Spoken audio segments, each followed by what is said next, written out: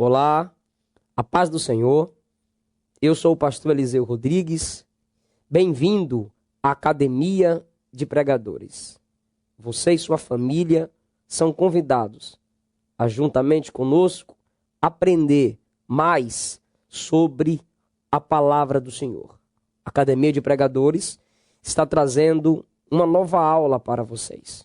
E nessa oportunidade que me foi dada, quero te ajudar a crescer mais um pouco naquilo que Deus está nos proporcionando a conhecermos. Veja no slide, estaremos estudando sobre os segredos da liderança de Paulo. Por trás desse tema, nós estamos falando sobre o comportamento pastoral, baseado em algumas experiências e verdades ditas e vividas pelo apóstolo Paulo. Um homem de origem destacável. Uma história que até hoje é viva. Um testemunho inquestionável. Paulo tinha sua origem judaica, hebraica. Paulo fazia parte do grupo dos fariseus, homens interessados em defender os princípios judaicos. Paulo fazia parte de um grupo que lutava para manter acesa a chama daqueles que serviam ao Senhor. E baseados na história de seus antepassados, eles permaneciam dizendo que só há um Deus. Paulo começa desafiando, como fariseu, a arrogância da mente grega, como todo o grupo dos fariseus faziam. Paulo foi um homem que se preparou para viver o que viveu, para pregar o que pregou. Paulo, quando estava no ápice do farisaísmo, na grandeza, vamos dizer, de sua missão e seu ministério, quando era um homem reconhecido como um fariseu zeloso, o doutor da lei, ele começou a odiar aqueles que pregavam que Jesus Cristo é o único Senhor. Paulo agora olha para as suas origens e não aceita essa nova doutrina dessa nova pessoa chamada Jesus de Nazaré. Vamos acompanhar então a experiência desse homem na chamada. Acompanhe no seu slide Paulo e a chamada. Acompanhe aí na sua tela, onde estaremos falando sobre a chamada desse homem. Mas antes da sua chamada, vamos provar um pouco da sua origem. Paulo, no capítulo 22 do livro de Atos dos Apóstolos, versículo de número 3 diz: Sou judeu, nascido em Tarso, da Cilícia, nesta cidade, criado aos pés de Gamaliel, instruído conforme a verdade da lei de nossos pais, zeloso de Deus. Essa é a origem de Paulo. Nasceu em Tarso, uma cidade grega, sob o Império Romano. Tarso, a pequena Atenas, uma cidade muito conhecida pelo desenvolvimento intelectual. Era considerada uma biblioteca pela quantidade de homens que valorizavam o conhecimento, que habitavam ali e passavam por ali. Paulo ainda diz que era instruído aos pés de Gamaliel. A influência de Tarso, a origem de Paulo, fez com que ele escolhesse ser um homem conhecedor das Escrituras Sagradas, escritos de Moisés. Uma outra característica da origem de Paulo é que ele diz na segunda carta aos Coríntios, acompanhe na sua Bíblia, por favor. no capítulo de número 11, ele diz que, capítulo 11, versículo 22, ele diz que era hebreu, ele diz que era israelita, descendente de Abraão. Ele confirma isso. Filipenses 3, 5, ele diz que ele era hebreu de hebreu. Essa expressão significa que Paulo não era prosélito, alguém que recebe a circuncisão já depois de adulto. Outra característica de Paulo, na sua origem, é que ele era cidadão romano.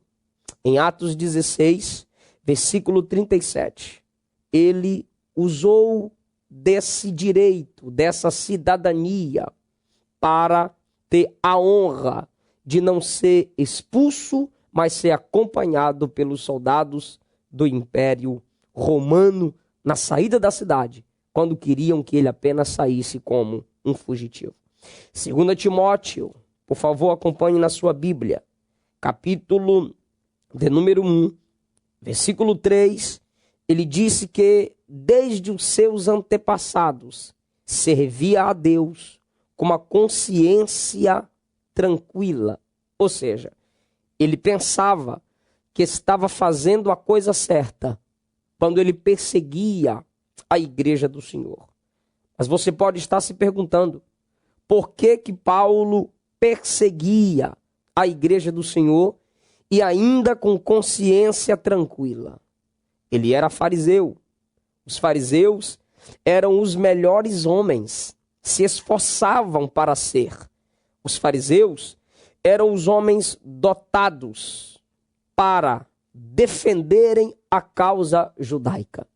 Quando eu digo que os fariseus eram os melhores homens, eu digo os melhores homens judeus. Davam a vida, davam o sangue por causa da história, por causa da genealogia. Fariseu significa separados ou separatistas. Foram esses homens que enfrentaram a arrogância do conhecimento grego. Queriam acabar com o judaísmo. Esses homens se levantaram e disseram: não, a história do Senhor, o trono de Deus, ainda reina sobre nós. Porém, no tempo de Jesus, os fariseus se esqueceram do trono do Senhor e quiseram se assentar na cadeira de Moisés. Esses homens não aceitaram que chegou o cumprimento da lei. Esses homens não aceitavam que Jesus era o fim da lei. Eles tinham informação, muita informação, mas o que lhes faltava era uma correta interpretação. Nesse ambiente farisaico em que Paulo cresceu, de repente surgem alguns crentes dizendo: Jesus é Deus, morreu por nossos pecados, mas ressuscitou.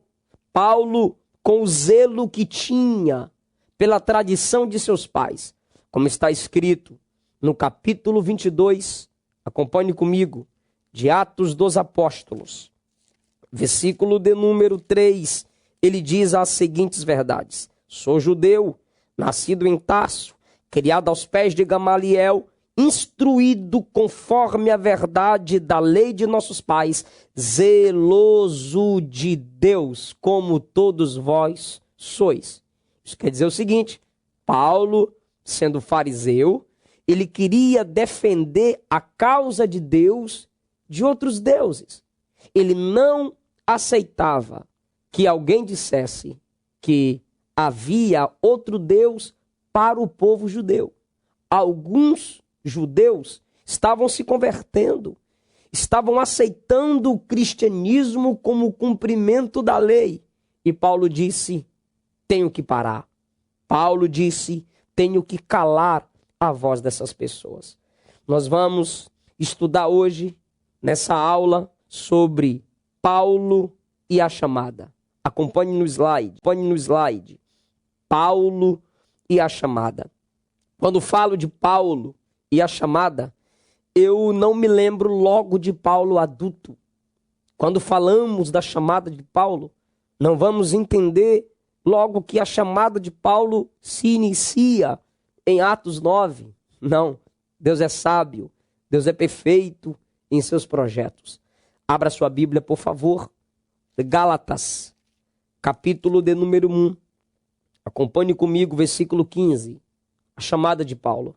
Ele disse: mas quando aprouve a Deus, que desde o ventre de minha mãe me separou e me chamou pela sua graça. Paulo foi chamado desde o ventre de sua mãe. Na sua infância, ali nascido em Tarso, pela influência do conhecimento, sendo judeu, foi estudando a palavra e se torna um fariseu. Paulo agora, depois de adulto, terá a segunda fase da sua chamada. Diante de quem? Atos capítulo 8, por favor. Vamos ver diante de quem há um despertar para a sua chamada. Capítulo de número 7, versículo de número 58 a seguir, diz assim: expulsaram Estevão da cidade e o apedrejavam. As testemunhas depuseram as suas capas aos pés de um jovem chamado Saulo. Entre aquelas capas, porque eles haviam agarrado Estevão, estava as capas dos apedrejadores e a capa de Estevão. Está havendo um ponto de contato. Paulo está vendo, o jovem Paulo, o jovem Saulo, daqui a pouco entendemos o porquê dos nomes, está vendo que mais um jovem, um obreiro, um evangelista, um diácono, um homem, um Marte, está morrendo por não negar o nome do Cristo que prega. Naquele momento, Paulo percebe que Estevão invoca o nome do Senhor olhando para cima, vendo o céu aberto e Cristo à direita de Deus. Paulo ainda vê que Estevão ora dizendo a Jesus que não impute o pecado daqueles homens. Perdoa, porque não sabem o que fazem. Paulo, capítulo 8, versículo 1, consentiu na morte dele. Paulo está agora diante de Estevão, que abre mão da vida, mas não abre mão do evangelho. Abre mão da vida, mas não abre mão do cristianismo. Versículo 3 diz assim: e Saulo assolava a igreja, entrando pelas casas e nas sinagogas, arrastando homens e mulheres, e os encerrava na prisão. Onde havia sinagoga, ele entrava, pedia carta, pedia permissão. Os judeus que estavam se entregando ao conhecimento de Cristo, ele os arrastava, os levava preso para Jerusalém. Paulo, nesse momento, está fechando o seu coração, está resistindo à chamada. Mas no capítulo de número 9, ele tem mais um projeto de ameaça. A Bíblia Sagrada diz, no versículo de número 1, que ele respirava ameaças e morte contra os discípulos do Senhor. Estamos na sua chamada. E no versículo 4, Jesus o chama: Saulo, Saulo, por que me persegues? No capítulo de número 13, versículo de número 2, abra sua Bíblia, por favor. Paulo, já sensível à chamada de Atos 9, ele não foi sensível à chamada de Atos 7, ele não foi sensível à chamada de Atos 8, tudo aquilo era Jesus usando para despertar a memória de Paulo. Por que eu digo isso? Até no capítulo 22, ele se lembra de Estevão, ele cita Estevão, e ele diz que queria continuar pregando em Jerusalém para mostrar aos judeus que haviam se convertido a Cristo que ele havia se arrependido de ter consentido na morte de Estevão e agora se arrependido ao ponto de pregar sobre o Cristo a quem perseguia.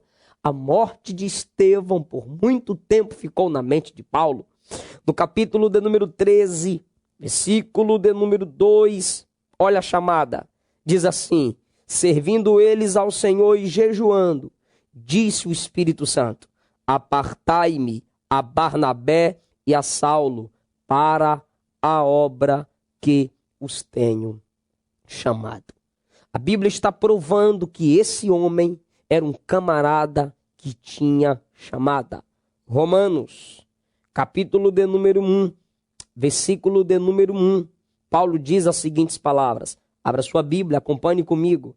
Paulo, servo de Jesus Cristo, chamado para apóstolo, separado para o Evangelho de Deus.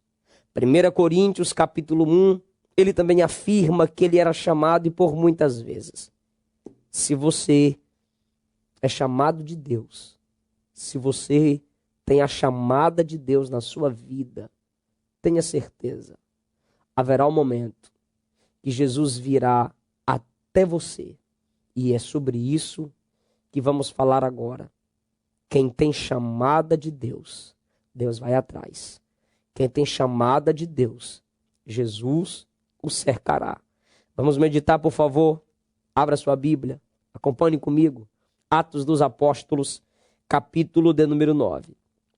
Saulo, respirando ainda ameaças e mortes contra os discípulos do Senhor, dirigiu-se ao sumo sacerdote e pediu-lhe cartas para Damasco, para as sinagogas, a fim de que se encontrasse alguns daquela seita, quer homens, quer mulheres, os conduzisse presos a Jerusalém. O camarada respira ameaças e mortes. O que isso quer dizer? Isso quer dizer que para Paulo era natural a atividade de perseguição, como se é natural respirar. A Bíblia diz que ele pediu carta do sacerdote. Essa carta era uma procuração. Essa carta era um documento que lhe dava o direito de falar. E quem estivesse diante dele tinha a obrigação de se calar. Por quê? Como eu já disse, a carta do sumo sacerdote, liberada diretamente pelo Sinédrio, que Paulo tinha acesso. O Sinédrio era uma espécie de tribunal judaico. O Sinédrio era composto por 71 homens. Uma carta selada, endereçada a aprisionar a qualquer local onde estivesse alguém chamados os do caminho. Interessante. O sumo sacerdote não ia. O sumo sacerdote não perseguia, mas tinha alguém debaixo da autoridade dele para perseguir. Ele não pecava, mas tinha alguém debaixo da autoridade dele para pecar. O líder não estava errando, mas enviava alguém para errar na sua frente. Muitos lugares são assim. O pecado do líder é o líder do pecado. O pecado do mestre é o mestre dos pecados. Tem líder que ele não mente, mas manda seu secretário mentir. Ele não engana, mas manda os seus assessores mentirem. Assim estava corrompido o sistema dos sacerdotes que compunham o Sinédrio no tempo de Paulo. Mas o que eles queriam era acabar com o evangelho, calar o cristianismo. Mas, enquanto Paulo e seus sumos sacerdotes tentavam, através de carta, perseguição, blasfêmias e morte, calar a voz da igreja, Jesus disse: hoje não é você quem vai se encontrar com o meu povo. Você quem vai se encontrar com o meu povo. Sou eu que vou me encontrar com você. Essa chamada de Atos capítulo 9 é uma chamada de Cristo chamando Paulo para um tribunal. Um tribunal muito mais forte do que o Sinédrio. Acompanhe comigo.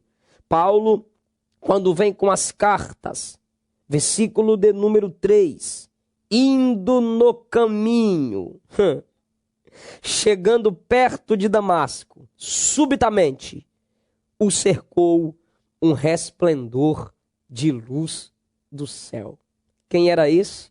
Era o próprio Cristo descendo ao encontro de Paulo com a sua glória, com a sua luz. Ele estava no caminho. Ele está chegando na cidade. E ele diz, hoje eu vou prender os que são desse caminho. Por que que os crentes eram chamados os do caminho? Por causa, quem sabe, do que Jesus havia dito, eu sou o caminho. Só que a palavra caminho significa estilo de vida. Então, Paulo estava percebendo que aquelas pessoas ali tinham um estilo diferenciado de vida. Paulo vai se aproximando e uma luz o cerca. Essa luz que o cerca lhe gera um impacto ao ponto dele cair. Quando ele cai, ele ouve a voz de Jesus. Quando ele ouve a voz de Jesus, ele pergunta, o que o Senhor quer que eu faça?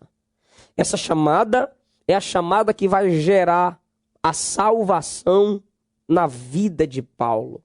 Vamos perceber algumas verdades aqui no capítulo 9. Paulo foi salvo na rua. Ele não está no templo. Ele não está na sinagoga. Ele está ao ar livre. Urbanamente, servindo a Deus do seu jeito, de forma errônea, pecaminosa, será cercado por Jesus. Terá um encontro com Jesus onde? Na rua. Sabe por quê? Porque para salvar o homem, Deus não tem dificuldade de ir onde esse homem está. Para salvar o homem, Deus vai na última instância. Estamos falando de alguém chamado desde o ventre. Estamos falando de alguém chamado por muitas experiências diante de Estevão. Agora estamos falando de alguém chamado à salvação. Porque Deus não pode usar quem Ele não salva. Deus não pode levantar quem Ele não derruba. Deus não pode tornar santo a quem Ele não mostra sua vida pecaminosa. Jesus agora vai revelar sua santidade a Paulo e vai revelar para Paulo o seu pecado. Ele é salvo na rua porque Deus não tem lugar escolhido para salvar. Ele não está na igreja, ele não está na sinagoga.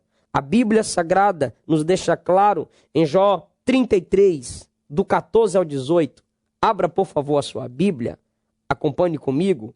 Jó, capítulo de número 33, versículos 14 ao versículo 18. Deus fala uma vez e duas vezes. Poucos atentam para isso. Em sonho ou em visão noturna, quando cai sono profundo sobre os homens e adormecem na cama. Então o revela ao ouvido dos homens e lhes passa a sua instrução, para apartar o homem daquilo que faz e esconder do homem a soberba, para desviar sua alma da cova e a sua vida de passar pela espada. Deus pode vir ao encontro de alguém para salvá-lo, para convencê-lo de seus pecados? Na cama. Paulo foi na rua. Ei, para ser salvo, você pode ter um encontro com Cristo em qualquer lugar. Mas para amadurecer, é na comunhão com o corpo de Cristo. É na igreja, é congregando. Mais uma verdade sobre a chamada à salvação. Paulo é salvo no pior fervor de seu pecado. Ele está indo perseguir, ele está respirando ameaça, ele está indo com o intuito de humilhar, matar, quem quer que fosse. Nem sexo frágil foi respeitado. Homens e mulheres deveriam ser trazidos a Jerusalém, presos, para serem forçados a negar o nome de Jesus. Ele está no âmbito de seu pecado. Ele está na veemência de sua ira. E nesse momento, Jesus vem com graça e alcança o coração desse homem. Irmão, enquanto ele não pensava em Cristo Jesus como Salvador, Jesus olhou para ele, pensou nele e disse: tu és um pecador que precisa da minha graça. Uma outra verdade da salvação de Paulo na rua é que ele é cercado. Olha só, Jesus o chama pelo nome, mas antes disso, ele é cercado pela luz da glória do Senhor. Lembre-se, a luz da glória do Senhor brilhou no rosto de Estevão. Mas, com Paulo, no capítulo 9, o Senhor cerca todo o seu corpo. Se você tem chamada, a luz de Deus vai te cercar e você não terá para onde correr. A luz de Deus vai te cercar e para onde você se virar, alguém estará ali precisando de sua voz, precisando de sua mão, precisando do seu conselho, precisando do seu toque. Quem é chamado por Deus é cercado por Deus para não continuar fazendo do seu próprio jeito. Ele é cercado pela luz do Senhor. E a Bíblia diz em Atos 26:13, quando ele mesmo está contando o seu testemunho. Abra comigo, por favor, sua Bíblia, Atos capítulo 26, versículo de número 13, ele diz assim: ó rei, ele está falando com o rei Agripa, ao meio-dia vi no caminho uma luz do céu, que excedia o resplendor do sol, cuja claridade me envolveu. Irmão, nesse momento, em pleno meio-dia, uma luz mais forte que o sol o cercou. Essa luz gera um impacto sobre Paulo. Ele cai. Quando ele está no chão, pelo poder daquela luz, ele consegue discernir que aquela luz era muito mais forte que a luz do sol. Por quê? Porque a luz do sol é luz de criatura. Mas a luz que cercou Paulo foi a luz do Criador. Aleluia. Paulo, naquele momento, diz a Bíblia que ele foi cercado subitamente. Se você tem chamada de Deus, ele vai surpreender você. Quando você menos espera, subitamente, algo extraordinário da parte de Deus lhe chamará a atenção. Quando ele menos pensava em Cristo, quando ele menos pensava em sua chamada, subitamente, de repente, ele é cercado. Por que que ele é cercado por uma luz? Para despertar. Nas trevas, pode-se vir o sono. Na escuridão, alguém tem mais facilidade para dormir. Mas quando a luz o cerca, o camarada entende, é a hora de despertar. Paulo não podia mais viver na prática em que estava. A luz de Cristo o despertava para o novo dia, para o novo momento da sua história. Eu acho lindo que na criação, em Gênesis capítulo 1, o primeiro elemento que surge é luz. E agora, nessa nova criatura, a primeira experiência também é com a luz. Essa luz o envolve porque liderança cristã não se envolve em ocultismo. Liderança cristã não tem aliança com maçonaria. Liderança cristã não tem aliança com as trevas. Jesus vem na luz, pleno meio-dia, cerca Saulo com a luz da sua glória. Ele está caído no chão, ouvindo a voz do seu chamamento, mas é uma luz que o envolve, porque vida cristã é luz desde o início até o final. Se uma vida cristã é luz, quanto mais precisa ser luz aqueles que são líderes, chamados por Deus para influenciar aqueles que estão sob os seus cuidados. Paulo ainda é cercado por aquela luz, para que lá na frente ele testemunhe. Na primeira carta aos Tessalonicenses, no capítulo 5, ele diz: somos luz, sois luz no Senhor. Aquele homem, cercado pela luz, se tornou uma luz inapagável. Deus te abençoe.